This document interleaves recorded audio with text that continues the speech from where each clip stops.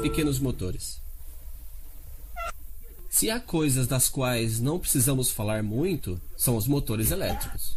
É raro que eles tenham uma pane, eles não provocam fumaça e pegam sem que precisemos suplicar. Enfim, eles funcionam tão bem que a gente se pergunta até como é que eles funcionam. Mas não há razão para isso. O princípio básico do motor elétrico não data de ontem. A história é ligada ao princípio do eletroímã. Quando fazemos passar uma corrente por uma bobina enrolada em torno de um núcleo de ferro, ela se comporta como um ímã, com um polo norte e um polo sul. Mas quando os polos mudam, isso também muda, claro. De forma que um eletroímã pode atrair um ímã verdadeiro. Ou até mesmo pedaços de metal. Mas não é isso que faz o motor. Certamente poderia-se imaginar alguns dispositivos como este aqui. Mas isso aqui não seria muito prático para fazer funcionar um ventilador ou um aspirador. Então, coloquemos de preferência um ímã girando em frente à bobina. A corrente passa, o polo norte da bobina atrai o polo sul do ímã e isso gira. Mas isso para por aqui. Exceto, claro, se nesse momento eu preciso inverter o sentido da corrente, e depois novamente, etc. Mas isso também não seria muito prático.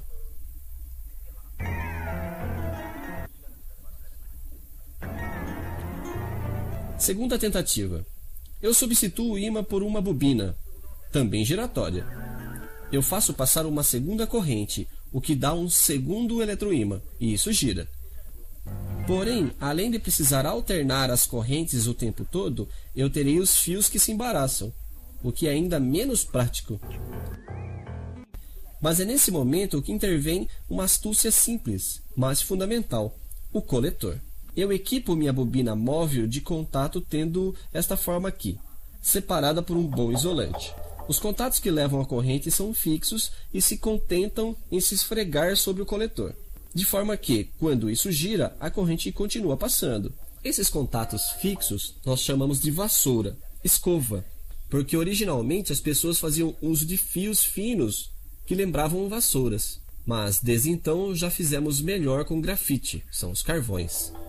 Graças a essa astúcia, não temos mais problemas de fios com nossa bobina giratória. Ela continua a girar sozinha. É fácil de entender por quê.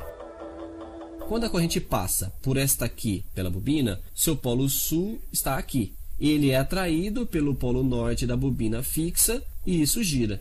Ao chegar aqui, ela deveria parar, mas, nesse exato momento, cada vassoura, escova, vira em contato com a outra metade do coletor. A corrente muda de sentido dentro da bobina giratória, seu polo sul se torna polo norte. E ele é repelido pelo polo norte da bobina fixa, enquanto o sul é atraído. Um meio giro depois, corrente e eletroímã trocam novamente de sentido e fazem girar novamente. A eletricidade não é nada mal. Para simplificar as coisas, as duas bobinas são colocadas em série no mesmo circuito e ligadas na mesma fonte. Tal é o princípio do motor elétrico série, dito universal. Universal não quer dizer que você poderia fazê-lo funcionar com um molho de tomate ou não importa o que. Ainda não chegamos lá. Universal porque, se no lugar de uma fonte contínua, como em nossas experiências, nós alimentássemos com uma fonte alternada, isso continua a funcionar. Evidentemente, a corrente alternada muda de sentido. Mas quando isso acontece? O polo do eletroímã fixo muda de sentido e o polo do eletroímã móvel também, e ao mesmo tempo, de modo que as forças de interação entre os polos não mudam, e isso continua a girar.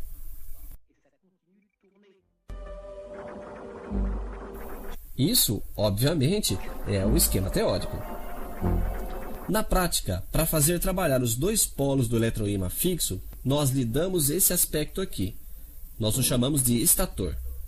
A bobina móvel é colocada no interior, mas ela também é enrolada no núcleo. Isso se chama rotor.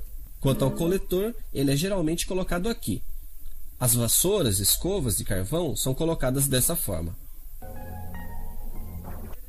É assim que nosso bom motor elétrico faz girar o seu ventilador, o seu refrigerador, o seu aspirador. A eletricidade não é nada mal.